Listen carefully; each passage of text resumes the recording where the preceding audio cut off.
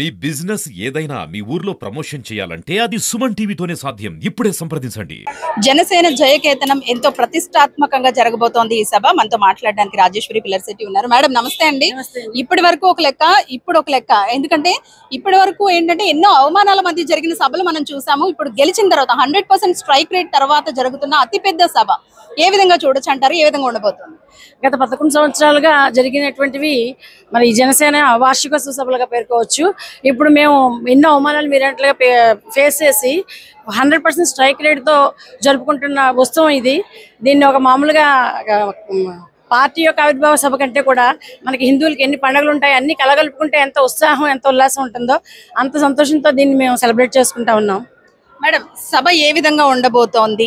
ఎలాంటి అంశాలు చర్చకు వచ్చే అవకాశం ఉంది? ప్రధానంగా జనసేన సభలంటేనే జనం స్వచ్ఛందంగా జన సునామీ అక్కడ ఉంటుంది. సో సభ వేదిక మీద ఏ విధంగా ఉండబోతుంది? మహిళలకు సంబంధించి కూడా ఎంతో మందికి మాట్లాడే అవకాశం కల్పిస్తామంటున్నారు. మరి వేదికపై ఏ విధంగా ఉండబోతుంది? ఇది చాలా స్పెషల్ సభ కాబట్టి మా ఉప ముఖ్యమంత్రి జనసేన అధినేత ప్రియతమ సోదరులు పవన్ కళ్యాణ్ గారి నుంచి ఒక ప్రత్యేకమైన స్పీచ్ మెసేజ్ని మేము ఎక్స్పెక్ట్ చేస్తూ ఉన్నాము. ముఖ్యంగా మహిళలకి ఆయన ఎప్పుడు కూడా ఆడబిడ్డలకి అండదండగా ఉన్నటువంటి నేత. వారికి ప్రత్యేకించి పథకాలు ప్రోగ్రామ్స్ అనౌన్స్ చేస్తూ ఉంటుంది. అలాగే మహిళలకు కూడా ప్రాధాన్యం కల్పిస్తారు. మరి ఇంకా 15 కమిటీలు వేశారు. అది cultural committee, media committee, food committee, medical committee. ముఖ్యంగా కళ్యాణ్ గారు ఏ మీటింగ్కి వచ్చినా సరే ఎవరైనా సేఫ్గా చేర్చేలాంటి బాధ్యతలందరికీ కూడా జనసేనకి అప్పచెప్పారు కేడర్కి. ఆ విధంగా అంబులెన్స్లు అన్ని సిద్ధంగా పెట్టడం, మెడికల్స్ పెట్టడం, అంతా ఎండ దెబ్బ తగలకుండా వాటర్ ఫ్రూట్స్ అన్ని అరేంజ్ చేయడం జరుగుతూ ఉంది. మేడం సభలు సమావేశాలు అంటేనే సాధారణంగా అయిపోయిన తర్వాత ఎక్కడ వాళ్ళు అక్కడికి వెళ్ళిపోతూ ఉంటారు. కానీ ఈసారి ఈ సభలో హైలైట్ ఏంటంటే అయిపోయిన తర్వాత క్లీనింగ్ పనులు కూడా జనసేన కార్యకర్తలు కానివ్వండి, జన సైనికులు కానీ తీసుకునే అవకాశం ఉందంటూ కూడా అందరూ చెప్తున్నారు. ఎలా చూడొచ్చు? మన భారత ప్రభుత్వం మోడీ గారు ఇన్స్పిరేషన్తో స్వచ్ఛ భారత్ అనౌన్స్ చేశారు. మరి మోడీ గారు ఆశయాలకు అనుగుణంగా కూడా మన పవన్ కళ్యాణ్ గారు ఇప్పుడు ఫాలో అవుతూ ఉంటారు.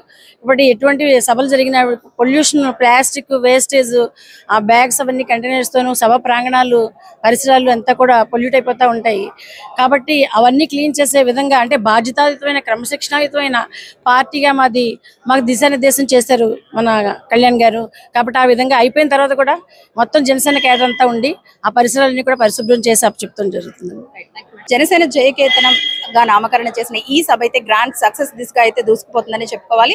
ఇప్పటికే చాలా మంది కేడర్ అంతా కూడా ఇక్కడికి చేరుకున్న పరిస్థితి. చిత్రాడ వేదికగా జరుగుతున్న ఈ సభ చరిత్ర సృష్టించబోతోంది అంటున్నారు. మరో పండుగ వాతావరణం అయితే ఇక్కడ కనిపిస్తోంది.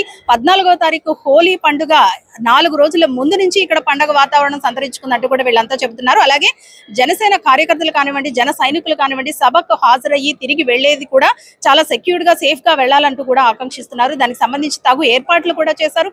పార్కింగ్ సదుపాయాలు ఎక్కడికక్కడ కల్పించడంతో పాటు సెక్యూరిటీని కూడా ఎక్కువ చేశారు. అలాగే 70 సీసీ కెమెరాలను ఏర్పాటు చేసి నిరంతరం కూడా సీసీ కెమెరాలతో పహారా అయితే కారుస్తున్నారు.